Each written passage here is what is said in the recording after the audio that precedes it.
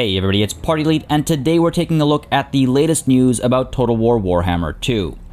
In a blog post earlier this week, not only did Creative Assembly basically confirm my theory of Chaos and Kislev at launch for Total War Warhammer 3, but they also revealed the next bit of Warhammer 2 DLC, and boy oh boy is it not juicy. CA is certainly branching out with an attempt at bringing DLC for DLC, as we sort of suspected would be happening eventually, but I gotta say, they're doing it in style. I was originally expecting the next DLC to be one that brings Wood Elves and Beastmen to Game 2, but instead, we're getting a DLC with quite a few moving parts, focusing on Wood Elves and a Game 2 core faction instead, and so I wanted to touch on these moving parts and what they might potentially be. As always, I like to guess at the less standard possibilities when I can, and there is going to be a little bit of that today in this video, so brace yourselves as always. The likely spot to introduce the Wood Elves for somebody who only owns Warhammer 2 and purchases this new DLC is going to be Orion's Camp. We already have a Wood Elf faction here, but Orion isn't really that interesting a character, and having two characters with similar names like Orion and Orion is uninviting for many reasons, so it's likely that Orion's bowmen will be relegated to Regiment of Renown status, as they should be, and in their stead we're going to get the Sisters of Twilight off on a mission for Ariel, as they often are. While it's possible that CA is going for a unique twist here and will give us a pair of legendary lords in charge of a single faction, fielding them in the same campaign at the same time, maybe even needing to keep them both in the same army, or actually having them both be one unit, it is also possible that, again, this is perhaps very unlikely, but it is also possible that both legendary lords in this DLC will be Wood Elves, and we're getting the two sisters as two separate factions with similar but different feels. Nothing in the blog post suggests the core game faction being revisited is getting a new legendary lord, and while we're still going to explore that possibility after, and I do think it's the more likely possibility, I just wanted to get this obscene thought out there. The core Game 2 faction rework could just be new units and mechanics devoid of a new lord. Again, even I think that's very unlikely, but just want to get the thought out there. Now, the Sisters of Twilight, Naestra and Arahan, were once one individual who, as legend tells it, ventured deep into the woods where not even an elf tends to go, and they came back out as two. They are opposites to each other, one more of a pacifist and the other more of a warrior. They ride a giant eagle or forest dragon, likely both appearing as mount options in the game, and they have the ability to survive certain death as long as one of the two lives. That is to say, if one is killed but the other lives, the killed sister comes back to life. Only by simultaneously killing both sisters can the pair be permanently brought down, a feat accomplished by only one, Games Workshop, when Age of Sigmar came about. Now this can result in some really interesting mechanics in Total War, no matter how the pair are executed. If they are two lords in one faction, fielded in the same army, I suspect middling health pools for each and diminishing replenishment each time one dies, making it more likely for both to die as a battle goes on, and also not making them functionally immortal on the battlefield. That would be boring. Now if they're represented as one lord with two individual models within a single unit, we might see standard replenishment, or we might see a second life HP bar like the Phoenix variants that can either drop dead or regenerate all their health. Alternatively, if they are two lords leading the same faction separately, that is to say, same start position but, different person in charge depending on the playstyle, I think it's possible that you'd be able to temporarily summon the other sister in battle to take advantage of what makes them unique. This would also essentially make one faction, again with the same start position, but with extremely different starting units and sub-faction mechanics that reflect the half of the sisters in charge. Each was superior against units of different factions, if memory serves me right, and each had different effects in battle as well, causing poison or regeneration depending on the sister, with one dealing more damage than the other, and I think the other was the one that dealt poison damage. So there is some variety to be had here, and there is some reason to go with one sister or the other. Now, it might feel like a step backward on paper, having two factions share a start position, or Creative Assembly might pull something interesting off and sort of bring new life to this concept for a very unique faction lord pair. I'm curious. I'm very curious. It's also possible that maybe neither starts with a settlement. Instead, they just start near Orion's camp, needing to build up from nothing. It's also an option. Now, the Talon of Dawn and the Talon of Dusk would likely be their quest items, being ranged weapons of Nestra and Arahan respectively, and apart from that, I think any new units coming with this DLC will either be regiments of renown or otherwise special variants of units similar to Mistwalkers. We might get Zotes. I don't even know if that's how you pronounce that, but I think that's very unlikely, though they might get reinvented. Again, we've seen that happen with the Total War Warhammer games, right? So they might get reinvented, and we might also get some custom-made units just built from scratch, which honestly I wouldn't mind seeing, especially for the Forest Spirits. You know, add to the Dryads and Treekin and Treemen a little, and in fact, something I'll touch on later ties into this thought as well. I do imagine also that we're going to see Wood Elf Spellweavers coming through to give the Wood Elves their own connection to almost every lore of magic, including their own Lore of Athel Loren, a fully fleshed out lore with everything from buffs to friendly attack stats, to causing fear, to direct damage, to physical resistance buffs, to moving forests, which might actually be reflected as a forest being grown where cast to temporarily hit enemy units with debuffs to speed and maybe even cause some damage. I think there is some interesting fun to be had with the Lore of Athel Loren, and again, the Spellweavers are a natural addition to the Wood Elves to, bring some more strength to Wood Elf magic casting. Now, whether the core Game 2 faction being reworked is getting a new lord or not, I think it's safe to assume the Skaven will be seeing some love again. Dark Elves, High Elves, and Lizardmen have had their go on the rotation, so I think it's time for some rat love again.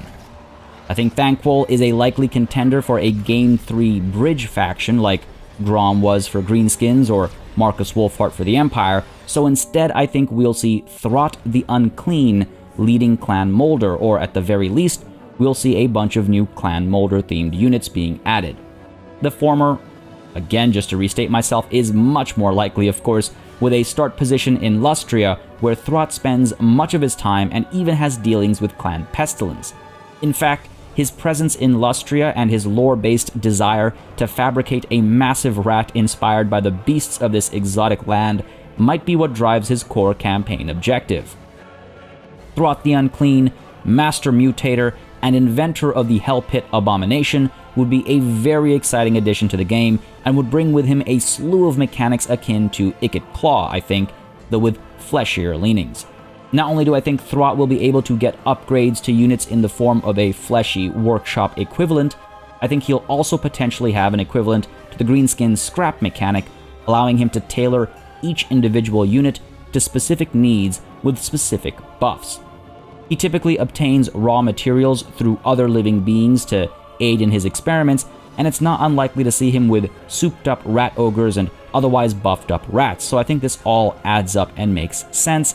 And I do wonder if we'll see a permutation of the Grom ingredient mechanic, where he needs to obtain not just warpstone for his experiments, but also various ingredients by killing various units that then, fuel his experimentations.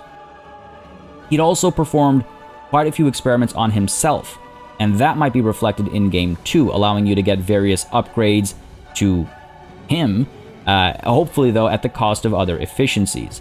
Now, his constant work with Warpstone has left him scarred and deformed, but that doesn't make him weak. I suspect he'll be quite the anti-large warrior, with the Creature Killer and Whip of Domination as two separate quest items, potentially bringing better anti-large and armor-piercing and aura buffs respectively.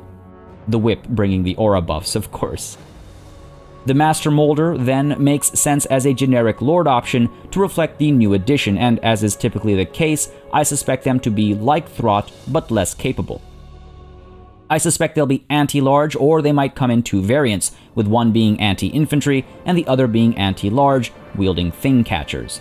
I also imagine they, and perhaps Throt himself, will be able to slow enemy units down in melee, acting as sort of trappers, if you will, again reflecting the fact that they're trying to capture these beasts in order to run experiments with them.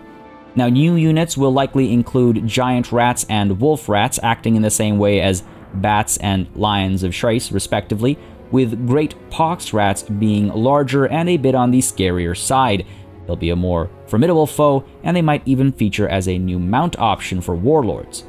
Augmented rat ogres make sense, or storm fiends given the clan molder context, and I'd love to see chimera rats. Yeah, that's what it is. Them and burrowing behemoths and brood horrors as well, with the latter maybe being a mount option, though I don't think so. I don't think we're going to go there. I know some of these things are fairly unlikely, and in fact, I think some of these things have only got passing mentions in the lore, even being noted as rare when talked about, but if you're bringing in Clan Molder, you gotta go big or go home, right? This is the opportunity to truly and finally flesh out the Skaven roster's missing beastly units, and I suspect CA will do so in style. Now, the new hero that gets mentioned might be where the Master Molder shows up instead, or it might be completely unrelated. It has to be a core faction hero, since you'll get it even if you don't buy the DLC. That doesn't mean it has to be Skaven. Let's say it is, though, for simplicity's sake in this conversation. Maybe it's Rat Mothers? I know, it's a very long shot, but they could be an interesting agent to spread Undercities or help provide replenishment or growth buffs and that kind of thing on the campaign map. And on the battlefield, they can birth units, perhaps, likely giant rats. I doubt we're going to see clan rats crawling out of a... Oh god, I don't even want to imagine that coming out with their weapons in hand. But yeah, similar to the Arachnarok Queen, maybe they'll be able to spawn giant rats or an alternate variant of that unit. I do suspect that it wouldn't be the best fighter, and it'll kind of lumber around, be very slow, you know, with its big pregnant belly, but perhaps it gives some serious buffs to the rats in the army that are fighting to protect the mother. It could lead to some very interesting battle moments. I think it would be a very fun support unit that needs protecting. Maybe when, you know, a mother falls, it pushes all the units into a rampage or a frenzy, or maybe it drops their morale significantly. I don't know. I'm not sure what the angle is there. But again, that new hero will not be a Wood Elf hero. It has to be a core Game 2 hero, just based on their verbiage on this blog post.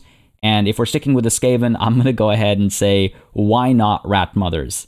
Why not? Now, next up, folks that have Game 1 and 2 will also get a rework to the Wood Elves for Mortal Empires. Now, I'm hoping to see the World Roots mechanics get completely reworked, because they were rather bland and boring, I'll be completely honest, and I'd like to see some more interesting work done with Amber 2.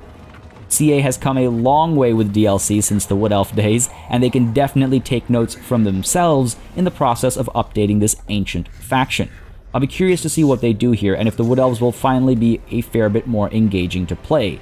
They were alright at the time when they were released. I mean, they were fine, they were different, but comparing them to, you know, for example, even Grom, yeah, they don't, yeah, they need some work. So hopefully they'll get a lot of it. And finally, players who have Game 1 and 2 and the original Wood Elves DLC will be getting another new legendary lord, and CA doesn't beat around the bush here. It's going to be Drycha. Drycha? Never known how to pronounce that. It's almost certain, though. CA is excited to show her off with all of her trimmings. Come on, 2 hints are all we need.